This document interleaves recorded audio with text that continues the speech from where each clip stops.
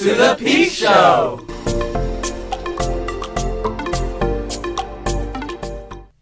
Good morning, Peace Scholars, and welcome to the Peak Show. My name is Cactus. And my name is Edgar. Before we get into announcements, here are our pledges.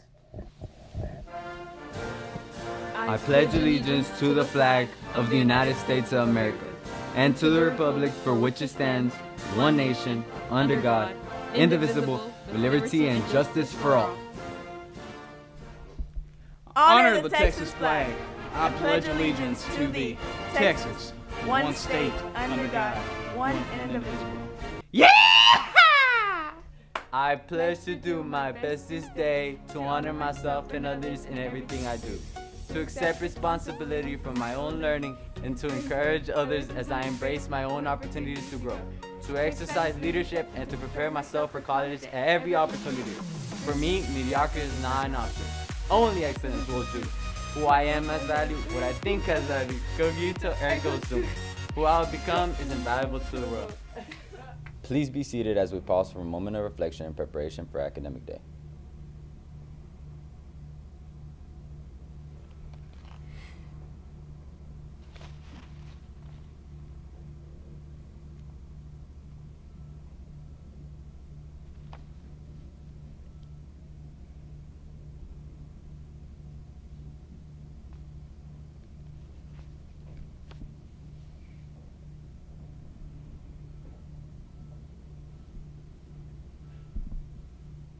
and these are announcements. The breast cancer thing is not tomorrow, it's on Monday. So you still have to buy your wristband.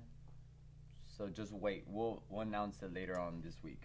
And also, there's a volleyball game today, their last volleyball game. It's at Harmony. It's at Harmony. Come support them. It's their last game. And here's Now, let's go to senior committee. Junior committee will be hosting a movie night this Friday from 5 to 8 p.m. The movies we'll be showing is Jeepers Creepers, Hocus Pocus, Twitches, Rings, Insidious, and The Roommate. Tickets will be selling for $4 beforehand and then $5 at the door. Junior committee also reminds juniors to bring in their money for their shirts. Back to you, Edgar and Cactus. Thank you, junior committee.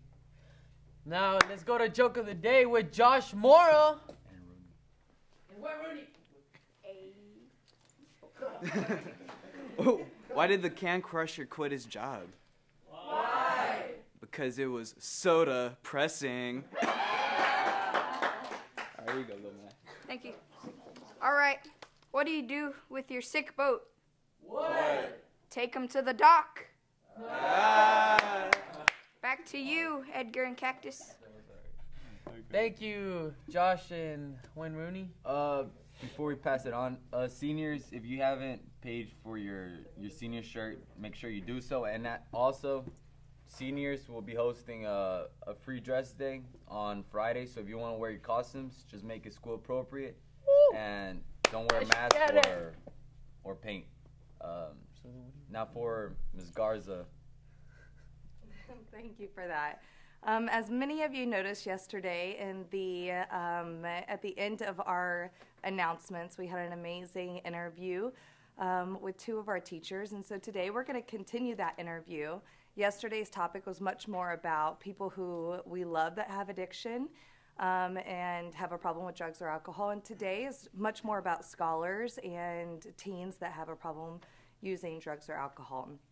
A few of the things that I want to remind you about is mainly that when people are using, it's not because they're bad kids or they're coming from a bad crowd or anything like that. There's actually a ton of variables that go into play.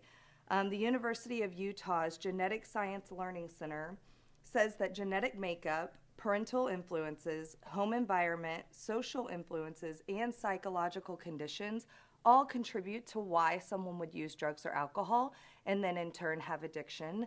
And we want to know, the bottom line is, how often are kids actually using, and are these Red Ribbon Weeks and drug and alcohol awareness programs, are they working? In 2016, a survey said that in major categories of alcohol, tobacco, cocaine, methamphetamine, and sedatives, numbers are actually down. And for 10th, 11th, and 12th grade, THC is down as well. This is a wonderful thing, but there's still a lot more work to do. The bottom line, when we think about why kids are using and why they don't come forward more often for help, is that there's a huge stigma attached to why somebody uses. And when they do become aware that there is a problem, they don't really know how to ask for help. There's a lot of shame and a lot of guilt and embarrassment. And so my ask, as you are listening to these interviews, is that you remember the bravery that it took even our staff to come forward and say, I love somebody that has this problem. Even they struggle with being honest about who it is and not wanting to out them and things like that. If you are struggling with any of these things, if you think maybe I just take it too far, come and just talk to me in my office one-on-one, and we can navigate whether or not we need to ask for more help.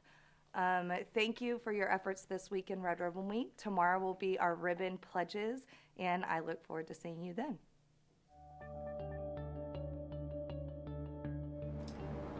My name is Miss Crouch. I teach 12th grade history. I volunteered to do this today because experiences that I've had 20 years ago plus recently have been difficult, and just wanted to share my experience in hopes that it would maybe help somebody else. I'm Deborah Korthoff, and I am an interventionist here, and I wanted to share today because I grew up with a close family member who struggled with alcoholism, and I wanted to let my students know that I'm somebody that they can always reach out to. Today is all about kids who are using. Why do you think that kids are not asking for help sooner? So I'm going to talk about a different family member from before. This family member is of the younger generation. I think she is 19 now. She is a current user, drug user, and she doesn't get help because right now she doesn't think she needs help. She has experienced some pretty horrific things in her life, and she's using drugs as an escape route. And I don't think she realizes that, but she unfortunately chooses to flaunt her drug abuse right now, and if anyone mentions to her that she needs help, she just she doesn't see it. She thinks she's got everything under control and that she's fine. Mm-hmm. So that's why she doesn't ask for help. She doesn't think she needs it. I think there are some teenagers who don't get help because they're ashamed, they feel guilt, they're worried about stigmas. I know yesterday I shared about my family member, but I didn't give that person's name because even though I'm an adult now, I still feel the shame and stigma of addiction and alcoholism, and so I want to protect that person. And so I can see, how those feelings could keep someone from seeking help, and I want our scholars to know that they can come to me and they will not be coming from a place of judging them, or I want them to be able to reach out and get help.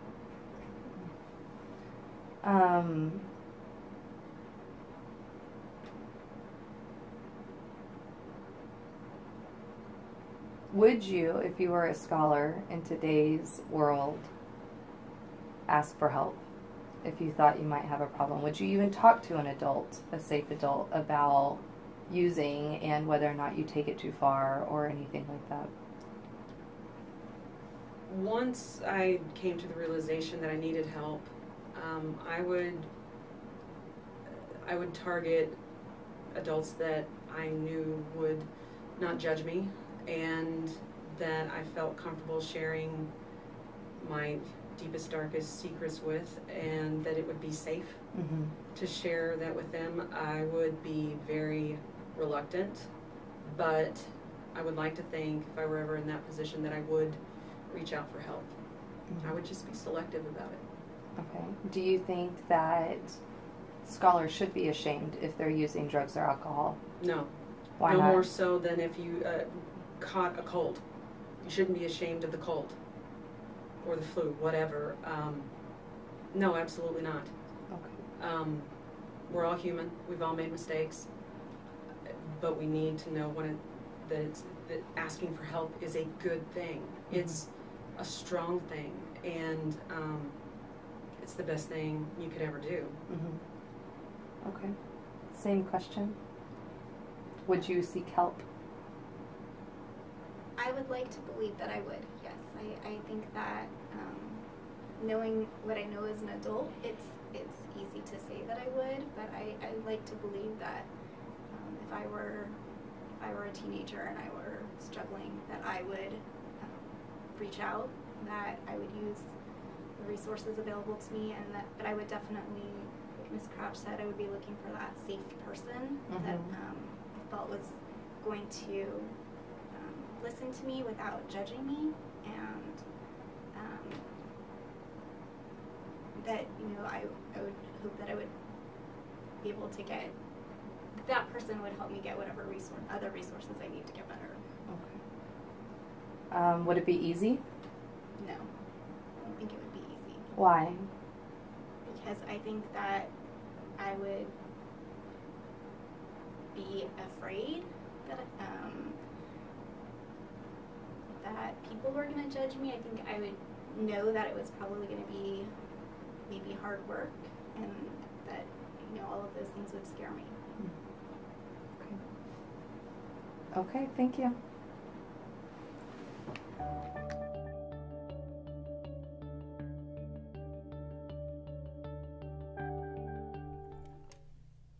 Well, that's it for today, guys. See you back tomorrow